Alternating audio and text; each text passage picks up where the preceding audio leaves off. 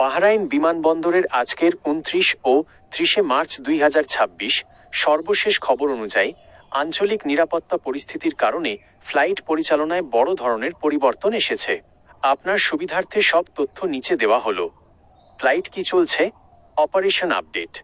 Bahrain civil aviation অথরিটির নির্দেশনায় বর্তমানে বাহরাইনের আকাশসীমা এয়ার স্পেস আংশিক বা সাময়িকভাবে বন্ধ থাকার কারণে বাহরাইন আন্তর্জাতিক বিমানবন্দর থেকে নিয়মিত ফ্লাইট চলাচল স্থগিত রয়েছে। বর্তমান অবস্থা, অধিকাংশ আন্তর্জাতিক ফ্লাইট বাতিল বা শিডিউল করা হয়েছে। কাদের জন্য খোলা?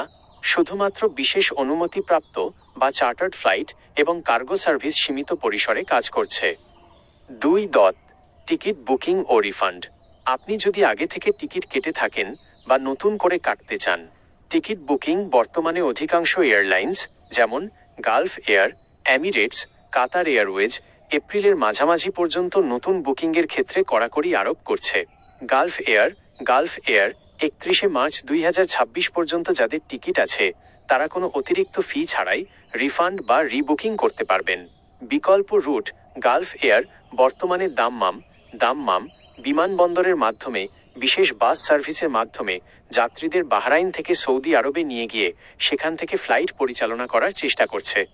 3. বাংলাদেশিদের জন্য বিশেষ তথ্য। বাংলাদেশি প্রবাসীদের জন্য পরিস্থিতি বেশ challenging. Dhaka Bahrain flight Dhaka Shahjalal বিমানবন্দর থেকে বাহরাইনগামী সরাসরি সব ফ্লাইট আপাতত বন্ধ। গত কয়েকদিনে প্রায় 700 এর বেশি মিডল ইস্টগামী ফ্লাইট বাতিল হয়েছে। বিশেষ চার্টার্ড ফ্লাইট সম্প্রতি 20 মার্চ বাংলাদেশ দূতাবাস ও গালফ এয়ারের সহযোগিতায় 282 জন বাংলাদেশিকে বিশেষ ফ্লাইটে ঢাকা পাঠানো হয়েছিল। এমন আরও কোনো ফ্লাইট আছে কি না তা জানতে দূতাবাসের সাথে যোগাযোগ রাখুন। 4. ভ্রমণকারীদের জন্য সতর্কতা। বিমানবন্দরে যাবেন না। আপনার এয়ারলাইন্স থেকে কনফার্মেশন মেসেজ বা ইমেইল না পাওয়া পর্যন্ত বিমানবন্দরে না যাওয়ার পরামর্শ দেওয়া হয়েছে। যোগাযোগ আপনার বুকিং প্রোভাইডার বা ট্রাভেল এজেন্টের মাধ্যমে আপনার ফোন নম্বর ও ইমেইল আপডেট রাখুন যাতে জরুরি তথ্য দ্রুত পান।